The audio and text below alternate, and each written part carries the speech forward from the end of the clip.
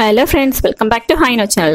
Hi No channel இன்னைக்கு முட்டை gravy தாங்க எப்படி செய்யறதுன்னு பார்க்க போறோம். ரொம்ப சிம்பிளான இந்த முட்டை கிரேவி வந்துட்டு நீங்க சப்பாத்தி கூட சாப்பிடும்போது சூப்பரா இருக்கும். கண்டிப்பா ட்ரை பண்ணி பாருங்க. இந்த முட்டை கிரேவி செய்யறதுக்கு இதுக்கு ஒரு மசாலா ஃபர்ஸ்ட் நம்ம அரைச்சிக்கலாம். மிக்ஸி ஜார்ல 2 மீடியம் சைஸ் பழுத்த தக்காளி, இதோட 5 ல இருந்து 6 ஸ்லைஸ் அளவுக்கு தேங்காய், ஒரு 6 முந்திரி, 1 டீஸ்பூன் சோம்பு, இது எல்லாத்தையும் தண்ணி ஊத்தி நம்ம பேஸ்டா அரைச்சு வச்சுக்கலாம். அடுத்தது நம்ம கிரேவி தாளிக்கலாம். அதுக்கு வந்துட்டு ஒரு கடாய் ஒன்று சூடு பண்ணிக்கிறேன். இந்த கிரேவிக்குலாம் கொஞ்சம் எண்ணெய் அதிகமா இருந்தா தான் நல்லா இருக்கும். 2 டேபிள் ஸ்பூன் அளவுக்கு கடலை எண்ணெய் சேர்த்துக்கிறேன். நல்லா சூடாகட்டும். எண்ணெய் சூடானதுக்கு அப்புறமா 1/2 டீஸ்பூன் அளவுக்கு ஜீரகம் எண்ணெயில நல்லா பொரிக்கட்டும். இதோட 2 பெரிய வெங்காயத்தை நல்லா பொடியா கட் பண்ணி சேர்த்துக்கிறேன். வெங்காயத்தை சேர்த்துட்டு நல்லா பாதி அளவுக்கு வதங்கி வரணும். அது வரைக்கும் வதக்கிக்க போறேன். இப்ப பாருங்க, வெங்காயம் பாதி அளவுக்கு நல்லா வதங்கி இருக்கு. இதோட 2 டீஸ்பூன் அளவுக்கு இஞ்சி பூண்டு விழுது சேர்த்துட்டு அதனுடைய பச்சை வாசனை போற வரைக்கும் நல்லா வதக்கிக்க போறேன். இஞ்சி பூண்டோட பச்சை வாசனை போயிடுச்சு.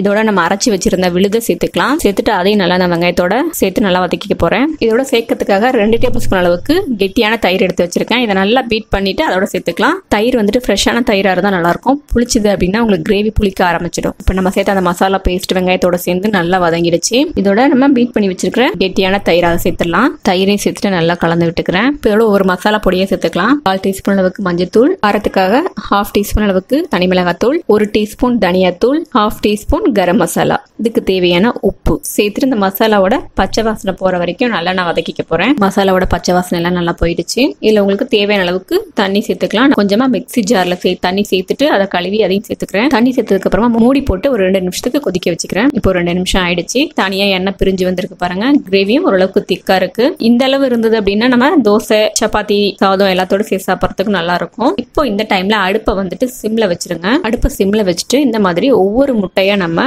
உடைச்சு ஊத்திட்டு கலரி விடக்கூடாது. முட்டை ஊத்துனா உடனே கலரி விட்டோம் அப்படின்னா உங்களுக்கு முழுசா இல்லாம உடஞ்சு போறதுக்கு சான்ஸ் இருக்கு. அதனால ஒவ்வொரு கையா அந்த மாதிரி தனித்தனியா கிணத்துல உடைச்சு நீங்க கிரேவியோட சேர்த்துட்டு மூடி போட்டு ஒரு 3 ல இருந்து 4 நிமிஷத்துக்கு நம்ம அப்படியே விட்டுட்டோம் அப்படின்னா முட்டை நல்லா வெந்துடும். எடுக்கும்போது உங்களுக்கு உடையாம முழுசாவும். இன்னைக்கு நான் 4 முட்டை சேர்த்திருக்கேன். சேர்த்துட்டு மூடி போட்டு அடுப்பை சிம்ல வச்சுட்டு ஒரு 2 நிமிஷத்துக்கு அப்படியே டிஸ்டர்ப் பண்ணாம விட்டுட்டீங்க அப்படின்னா உங்களுக்கு முட்டை நல்லா வெந்துடும். இப்ப பாருங்க, ஒரு 2 நிமிஷம் கழிச்சு பாக்குறேன். முட்டை நல்லா வெந்திருக்கு. உங்களுக்கு பார்க்கும்போது வேகாத மாதிரி தெரியும். ஒரு டூத் பிக் இருந்தது அப்படின்னா நீங்க இல்ல கத்தி இருந்தாலும் வச்சு பாத்தீங்க அப்படின்னா உங்களுக்கு முட்டை ஒட்டாம வரும். இது நான்ஸ்டிக் அப்படிங்கறனால உங்களுக்கு அடி பிடிக்கல. இந்த மாதிரி முட்டை தனியா நீங்க எடுத்தீங்கனாலும் உங்களுக்கு எடுக்கிறதுக்கு ஈஸியா வரும். இந்த மாதிரி கிரேவி எல்லாம் செய்யும்போது அடி கனமான பாத்திரமா வச்சுட்டோம் அப்படின்னா உங்களுக்கு அடி பிடிக்காம நமக்கு செய்யறதுக்கு ஈஸியா இருக்கும். கடைசி அது கூட கொஞ்சமா பொடியா இருக்கிற கொத்தமல்லி தழை துப்பிட்டோம் அப்படின்னா சூப்பரான நம்மளுடைய முட்டை கிரேவி ரெடி ஆயிடும். நீங்க சப்பாத்தியோட ரொம்ப சூப்பரா இருக்கும். சாதத்துக்கும் நல்லா இருக்கும். கண்டிப்பா ட்ரை பண்ணி பாருங்க. டேஸ்டியான இந்த முட்டை கிரேவி நீங்களும் செஞ்சு பார்த்து எப்படி இருந்தது அப்படிங்கறத உங்களோட கமெண்ட்ஸை மறக்காம எனக்கு கமெண்ட் பண்ணுங்க. வீடியோ பிடிச்சுன்னா லைக் பண்ணுங்க, ஷேர் பண்ணுங்க. நம்மளோட சேனல் ஃபர்ஸ்ட் டைம் பாக்குறீங்க அப்படின்னா சப்ஸ்கிரைப் பண்ணிக்கோங்க. மறக்காம பக்கத்துல இருக்க பெல் பட்டன்ல ஆளுங்கிற ஆப்ஷன் கிளிக் பண்ணிக்கோங்க. இன்னொரு சூப்பரான ஒரு ரெசிபியோட உங்களை நான் மீட் பண்றேன். Thank you friends.